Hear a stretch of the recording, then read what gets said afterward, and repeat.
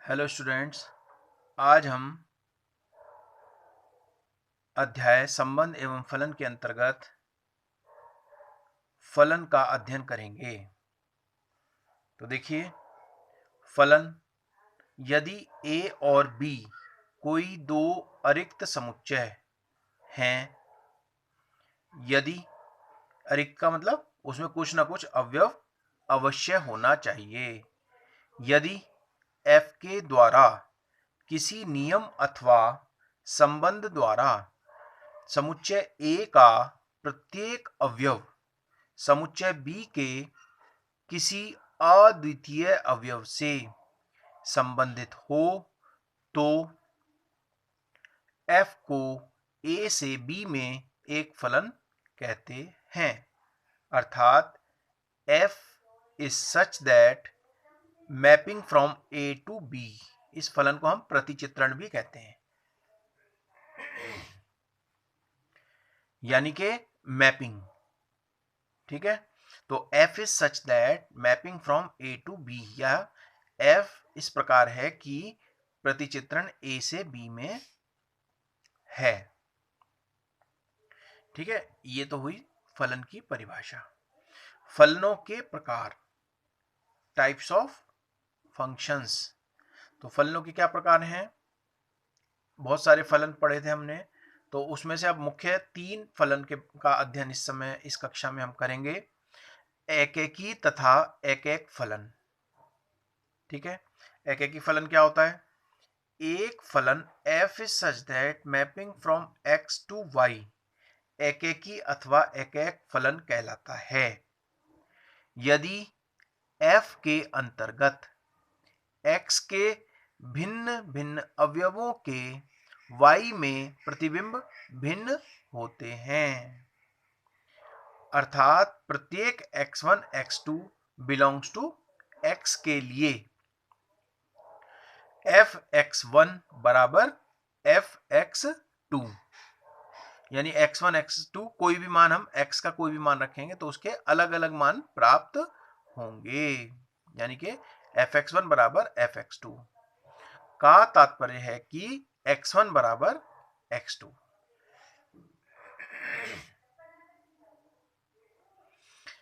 अन्यथा फलन f एक बहुलक फलन कहलाता है।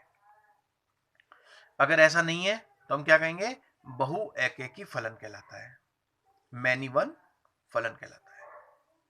यानी कि हमारे पास x और y, जैसे ये दिया हुआ है एग्जांपल, x और y दो समुच्चय हैं, अरिक्त समुच्चय हैं। तो इसमें आप देख रहे हैं कि x का प्रत्येक अवयव का जो प्रतिबिंब है y में वो अद्वितीय है। एक का a है, दो का b है, तीन का e है और चार का c है। तो अलग अलग, यानी कि भिन्न भिन्न अवयव y के भिन्न भिन्न अवयव से संबंधित है। तो इसे हम क्या कहते हैं? फलन कहते हैं, और एकेकी फलन कहते हैं। मतलब इसका एक एक आपस में संबंधित हैं। x और y के जो अवयव हैं उनके अलग अलग अवयव एक दूसरे से संबंधित हैं। ठीक है, और अगर ऐसा नहीं होगा तो इसे कहते हैं मैनी वन। मान लिया एक का प्रतिबिंब एक है और दो का भी प्रतिबिंब एक हो, जैसे ये है बहु एक फलन। तो आप देख रहे हैं एक का प्रतिबिंब b है और दो का प्रतिबिंब e है और तीन का भी b है। तो बहु, यानी कि एक से अधिक अवयव y में, एक से अधिक अवयव ऐसे हैं x में, ये x हो गया और ये y। तो x में कुछ अवयव ऐसे हैं जिनके y में एक ही प्रतिबिंब है। ठीक है, तो ये हमारा कहलाएगा बहु एकेकी फलन, बहु एक फलन कहलाता है। और अगर अलग अलग हैं तो इसे कहते हैं हम एकेकी फलन। तो उसके लिए हमेशा जब भी सवाल करेंगे तो हम इसमें x1 और x2 रख देंगे मान, fx1 बराबर fx2। इन दोनों फलनों को जब हम सॉल्व करेंगे, यदि वो x1 बराबर x2 आ जाए तब तो वो कहलाता है एकेकी फलन, अन्यथा वो क्या कहलाएगा? बहु एकेकी फलन कहलाएगा। अगर fx1 बराबर fx2 रखने पर x1 x2 के बराबर ना आए तो हम क्या कहेंगे? ये बहु एकेकी फलन है, एकेकी नहीं है। ठीक है, ये ध्यान रखना है आपको। सही है। तो नेक्स्ट आता है आच्छादक फलन। ये एक्सरसाइज में काम आएंगे। ठीक है। आच्छादक फलन, आच्छादक का मतलब होता है किसी चीज को आच्छादित करना, ढकना। तो उसी से हम इसको समझेंगे।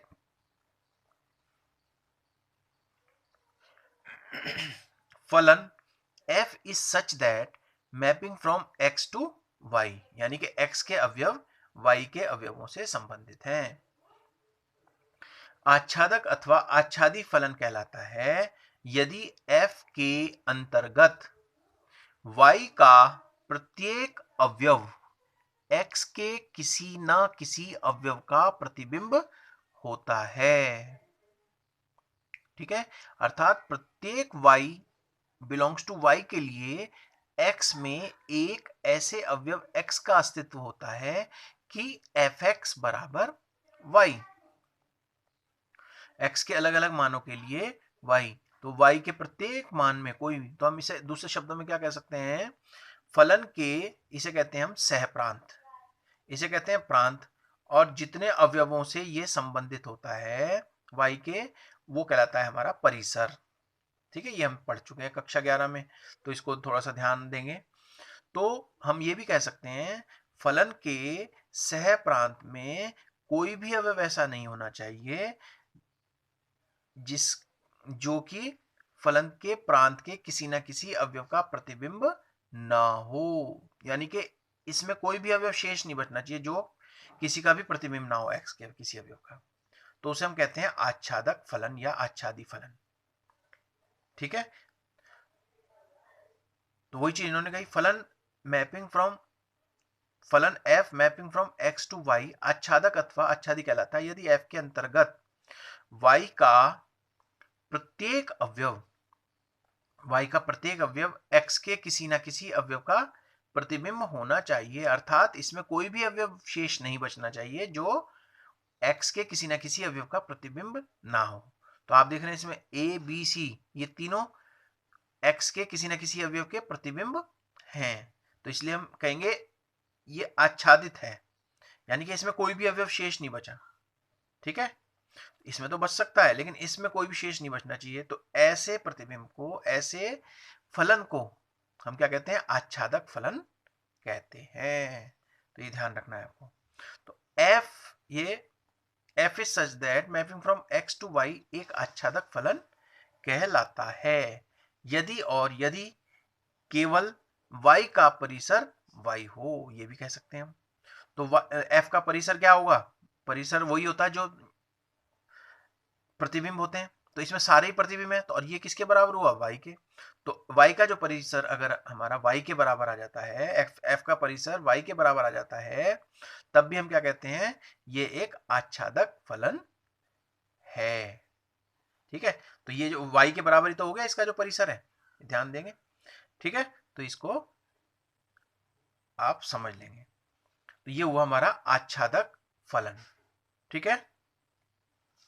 अब आता है नेक्स्ट एकेकी तथा आच्छादक फलन। तो ऐसा फलन जो एकेकी भी हो और आच्छादक भी हो, उसे हम क्या कहते हैं, एकेकी आच्छादक फलन कहते हैं। ठीक है।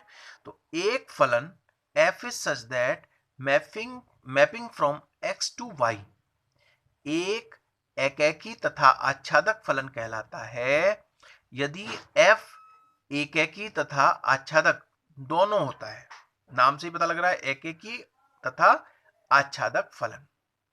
ठीक है। तो ये मान लिया ये x समुच्चय x के अवयव हैं और ये समुच्चय y के अवयव हैं। तो आप देख रहे हैं ये एकेकी भी है। एकेकी का मतलब क्या है, एकेकी का मतलब है x के भिन्न भिन्न अवयव y के भिन्न भिन्न अवयवों से संबंधित है, अर्थात y के अलग अलग अवयव x के अलग अलग अवयवों से के प्रतिबिंब है। तो इसे हम क्या कहते हैं, एकेकी। और आच्छादक ये देखिए y अर्थात फलन f के सह प्रांत में कोई भी अवयव ऐसा नहीं है जो प्रांत के किसी न किसी अवयव का प्रतिबिंब ना हो। आप देख रहे हैं कि f का जो परिसर है वो y के बराबर है, जैसा कि मैंने अभी ऊपर बताया है। तो इस केस में हम ये कह सकते हैं ये फलन एकेकी भी है और आच्छादक भी है। समझ में आ गया होगा? एकेकी और आच्छादक यदि दोनों है तो हम कहेंगे फलन एकेकी तथा आच्छादक फलन है। ठीक है, तो ये मैंने आपको 3 प्रकार के फलन बताए जो कि इस प्रश्नावली में उपयोग में आएंगे।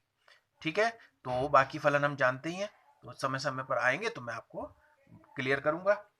अब इसी पर आधारित है हमारी प्रश्नावली 1.2। ठीक है, प्रश्नावली 1.2 प्रारंभ करेंगे। ठीक है, तो अभी हमने क्या बताया आपको? एकेकी फलन, आच्छादक फलन और एकेकी आच्छादक, ये 3 बातें आपको ध्यान रखनी है। ठीक है, 3 प्रकार के फलन आपको ध्यान रखने हैं। तो अब प्रश्नावली 1.2 का एक सवाल प्रारंभ करते हैं। जो बातें अभी हम तीनों फलन हमने पढ़े हैं जिसके बारे में, उसी का इसमें उपयोग होना है। ठीक है, तो देखिए पहला प्रश्न है, सिद्ध कीजिए कि f(x) बराबर 1/x द्वारा परिभाषित फलन f is such that mapping from r, ये नीचे स्टार बना हुआ है, टू r स्टार एकेकी तथा आच्छादक है। ठीक है, जहां rx r स्टार सभी ऋणोत्तर वास्तविक संख्याओं का समुच्चय है। ठीक है, ऋणोत्तर वास्तविक संख्याओं का समुच्चय है। यदि प्रांत r स्टार को n से बदल दिया जाए, प्रांत कौन सा होता है? जो लेफ्ट साइड में लिखते हैं। ठीक है ना, ये देखिए ये प्रांत है और ये सह प्रांत है। ठीक है, तो यदि r स्टार को n से बदल दिया जाए जबकि सह प्रांत पूर्वत r स्टार ही रहे, तो भी क्या यह परिणाम सत्य है? सह प्रांत को तो हमने चेंज नहीं किया, लेकिन प्रांत को हमने प्राकृत संख्याओं के समुच्चय n से बदल दिया। तो वो कहता है क्या यह परिणाम सत्य होगा उस केस में? तो चेक कर लेते हैं इसको। ठीक है, तो इसमें नेचुरल नंबर में तो क्या आएगा हमारे पास? नेचुरल नंबर में आएगा 1 2 3 4 5 6 7 8 9, और r स्टार में आएगा, r स्टार में आएगा ऋणोत्तर, यानी कि ऋण से ऊपर, यानी कि 0 से लेकर अनंत तक जो हमारी वास्तविक संख्या है उसमें सब संख्याएं आ जाती हैं हमारी, यानी कि धनात्मक संख्याओं के लिए बात हो रही है, वास्तविक संख्याएं। तो इसमें परिमेय संख्याएं, पूर्णांक, अपूर्णांक, भिन्नात्मक, दशमलव वाले अंक सब आ जाएंगे, बहुत सारी संख्याएं आती हैं इसमें। ठीक है, परिमेय संख्याएं, अपरिमेय संख्याएं, ये सब आ जाती हैं, लेकिन नेचुरल में इसमें पूर्णांक आते हैं, जैसे धन पूर्णांक, यानी कि 1 2 3 4 5 6 अप टू इंफिनिटी। इसमें बीच की संख्याएं नहीं आएंगी, भिन्नात्मक संख्याएं नहीं आएंगी, अपरिमेय संख्याएं नहीं आएंगी, बीच की जो भिन्नात्मक संख्याएं वो नहीं आएंगी, ये हम सब जानते हैं। तो f(x) बराबर 1/x। ठीक है, तो यदि f(x1) बराबर क्या दिया हुआ है? 1/x। ठीक है, ये फलन है। यदि f(x1) बराबर f(x2), जैसे मैंने बताया था एकेकी के लिए चेक करने के लिए क्या करेंगे हम? f(x1) बराबर f(x2) रखेंगे, तो इसका मान क्या है? इसका मतलब ये होता है जहां फलन है, जहां x है वहां x1 रखना, जहां x है वहां x2 रखना। तो क्या आ जाएगा यहाँ? 1/x1 is equal to 1/x2। तो आप इसकी तुलना करेंगे तो क्या आएगा? x1 बराबर x2। तो अगर हमारा x1 बराबर x2 आ जाए तो ये क्या फलन कहलाता है? एक एकी। अगर ये ना आता तो हम कहते हैं बहु एक एकी है। एक एकी ना होके क्या होगा? बहु एक एकी, अर्थात फलन के प्रांत में कुछ अवयव ऐसे हैं जिनके सह प्रांत में एक ही प्रतिबिंब है, उसे हम कहते हैं बहु एक एकी फलन। ठीक है, तो अब ये एक एकी प्राप्त हुआ, अतः प्रांत के प्रत्येक अवयव का एक ही प्रतिबिंब है, इसलिए फलन f एक एकी है। इसलिए फलन f एकेकी फलन है। अब इसमें देखिए, अब एकेकी के बाद आच्छादक फलन सिद्ध करना है। आच्छादक के लिए क्या होगा, तो इसमें देखो, अब आच्छादक के लिए हम हमेशा ध्यान रखेंगे fx बराबर, इसको हम y भी कहते हैं, इसको हम y मान लेंगे। तो fx की जगह हमने क्या करा y, और y क्या है 1/x। तो हमें क्या करना है, x का मान निकालना है। इसमें और भी सवाल आएंगे इस तरह के, आच्छादक के लिए हमें ये चेक करना है। तो x is equal to 1/y हो गया, लेकिन इसमें y 0 नहीं होना चाहिए। अगर 0 हो गया तो ये अपरिभाषित हो जाएगा। ठीक है, तो y का मान क्या होना चाहिए, 0 नहीं होना चाहिए। ठीक है, तो अब फलन f के सह प्रांत में, अब इसमें आप ये लिख सकते हैं, अगर आप y के मान प्राप्त करें तो आपको x के अलग अलग मान या x के मानों के लिए y प्राप्त होंगे, y में अलग अलग मान प्राप्त होंगे, या y के प्रत्येक मान के लिए x के अलग अलग मान प्राप्त होंगे।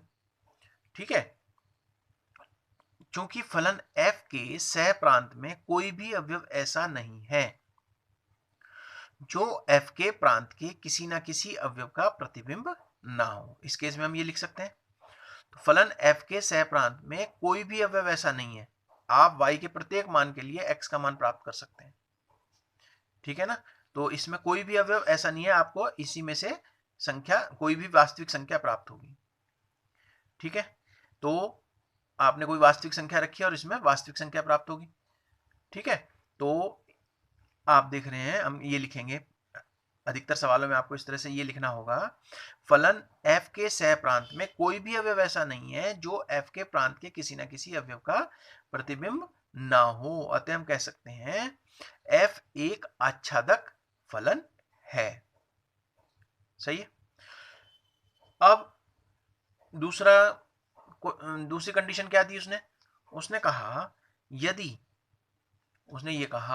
यदि प्रांत r स्टार को n से बदल दिया जाए जबकि सह प्रांत पूर्वत r स्टार ही रहे, तो हमारा फलन क्या बन जाएगा, f is such that mapping from n to r।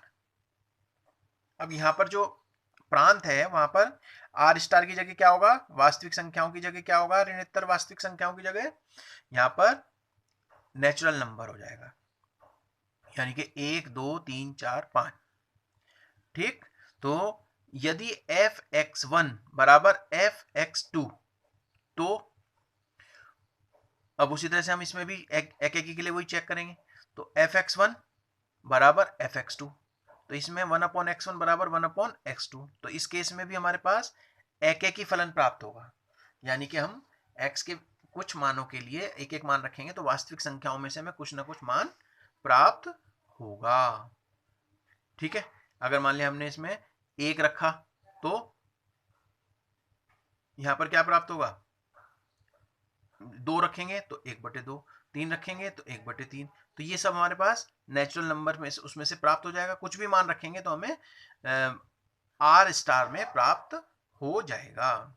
ठीक है, तो अलग अलग आपको प्रतिबिंब प्राप्त होंगे सह प्रांत में, तो हम कह सकते हैं x1 बराबर x2 जो कि नेचुरल नंबर के रूप में रखेंगे, तो हम ये कह सकते हैं कि f एक एकेकी है, यानी कि इसमें प्रांत के अलग अलग अवयवों के अलग सह प्रांत में अलग अलग प्रतिबिंब प्राप्त होंगे, इसलिए ये एकेकी फलन होगा।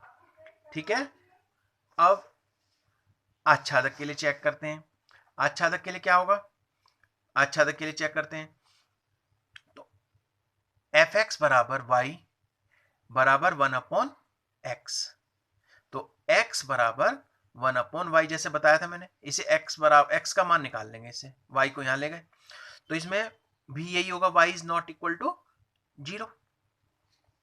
चूंकि फलन f के सह प्रांत में कुछ अवयव ऐसे हैं जो प्रांत के किसी भी अवयव के प्रतिबिंब नहीं है। तो देखिए कैसे समझेंगे इसको, तो सह प्रांत में कुछ अवयव, ये कुछ अवयव हैं सह प्रांत में। देखिए 1 2 3 4 5, इसमें तो सिर्फ पूर्णांक है सारे, है ना। 1 2, इसमें भिन्नात्मक नहीं है। तो इसमें हमारे पास भिन्नात्मक मैंने बताया था प्राइम, है ना, यानी कि परिमेय संख्याएं, अपरिमेय संख्याएं, है ना, पूर्णांक, अपूर्णांक, ये सब आएंगे इसमें। तो नेचुरल नंबर इसमें भी है और तो इसमें भी। तो अब आप देखिए, एक का प्रतिबिंब क्या होगा, 1/2, एक आ जाएगा। एक का प्रतिबिंब क्या आएगा, 1। 2 का क्या होगा, 1/2, क्योंकि 1/x है। 3 का प्रतिबिंब क्या होगा, 1/3 होगा। 4 का प्रतिबिंब क्या होगा, 1/4 होगा। ऐसी 5 का क्या होगा, 1/5। अब आप देख रहे हैं कि कुछ इसमें अवयव ऐसे हैं जो प्रांत के किसी भी अवयव के प्रतिबिंब नहीं है। तो ये तो सबके प्रतिबिंब हो गए। अब ये हमारे पास क्या बचा, 0.1, 0.2, है ना, क्या बचा, 0.2। इसी तरह से, इस तरह से बहुत सारी भिन्नात्मक राशियां इसमें ऐसी हैं, ऐसे भिन्नात्मक अंक ऐसे हैं जो प्रांत के किसी भी अवयव के प्रतिबिंब नहीं है। जैसे अब 1/2 1/3 के बीच में बहुत सारी संख्या है, 1/3 और 1/4 के बीच में बहुत सारी संख्या है जो किसी के भी प्रतिबिंब नहीं है। तो ये आच्छादक का लक्षण नहीं है, ये आच्छादित नहीं है। ये जो समुच्चय है हमारा आर स्टार वाला जो समुच्चय है, ये आच्छादित नहीं है। इसमें कोई भी अवयव ऐसा नहीं होना चाहिए था जो इसका प्रतिबिंब ना हो, लेकिन इसमें कुछ अवयव ऐसे हैं जो नेचुरल नंबर यानी कि 1 2 3 4 के, यानी कि प्रांत के किसी भी अवयव के प्रतिबिंब नहीं है, इसलिए ये आच्छादित नहीं है। ठीक है, तो हम कह सकते हैं फलन f के सह प्रांत में कुछ अवयव ऐसे हैं जो प्रांत के किसी भी अवयव के प्रतिबिंब नहीं है। आप देख सकते हैं, ये मैंने थोड़ा फिगर बना के बताया आपको। तो 1 1/2 1/3 1/4 1/5 सीधे सीधे हैं, लेकिन इसके बीच के जो हैं, अब जैसे 2 है, 2 किसी का भी प्रतिबिंब नहीं है। 2 3 4 5 इनके कोई भी अवयव नहीं है, खाली रहेंगे, ये किसी के प्रतिबिंब नहीं है, तो इसलिए ये आच्छादित नहीं है, यानी कि ढका हुआ नहीं है। तो इसलिए हम ये कह सकते हैं कि ये आच्छादक फलन नहीं है। अतः हम f एकेकी तो है इस केस में, परंतु आच्छादक नहीं है। तो ये समझ में आ गया होगा। तो और भी सवाल है इसमें, उसको इसी प्रकार से करेंगे।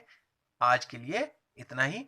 आपको एकेकी, आच्छादक, एकेकी फलन, आच्छादक फलन और एकेकी आच्छादक, इसकी डेफिनेशन विद एग्जाम्पल बताया मैंने आपको, और इस पर आधारित प्रश्नावली 1.2 का केवल एक सवाल मैंने आज कराया आपको। इसको आप ठीक प्रकार से समझ लेंगे, यही मेथड आपको अधिकतर सवालों में उपयोग में लाना है। ठीक है, आज के लिए इतना ही, बाकी अगली कक्षा में प्रारंभ करेंगे। धन्यवाद।